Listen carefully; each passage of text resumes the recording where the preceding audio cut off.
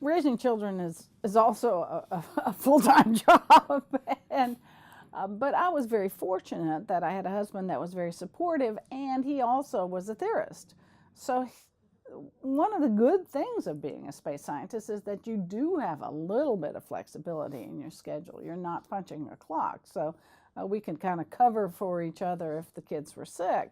I did hire a nanny for those first years when they were very young, and that was great to have. I had 3 children under the age of 2, and so she was there, during the really important parts before they started going to school, and I wouldn't have been able to make it without her.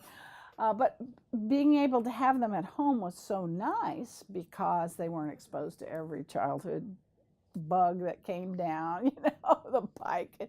When you have a sick kid, so many people have to take off work when they have a sick kid, but because she was at my house, that made a tremendous difference. So she was a gift from God as far as I'm concerned. I wouldn't have been able to make it without her. But having a husband that's supportive and having a situation where you do have a real partnership to raise the kids, that's really, really critical. I think the funniest experience in raising kids was I was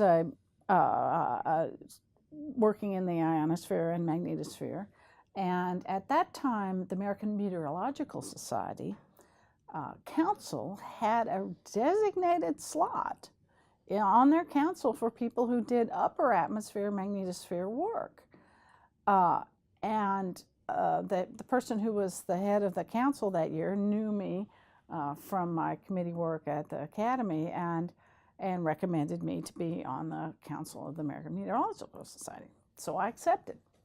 Well, I mean, like a month after I got accepted to the council, I got pregnant. So here I am on the council for 3 years, and I have 3 babies in 3 years, a single and twins.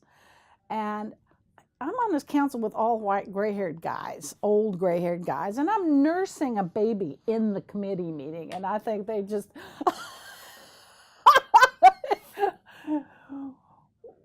Back when I had small babies, we come to a conference like this, there was no child care. You had to bring them into the session with you and hope they didn't make a big noise.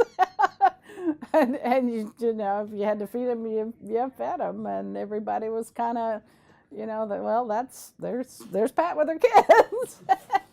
I think, again, things have improved. People are now making a lot more concessions for women with small children in the sciences. We have daycare here.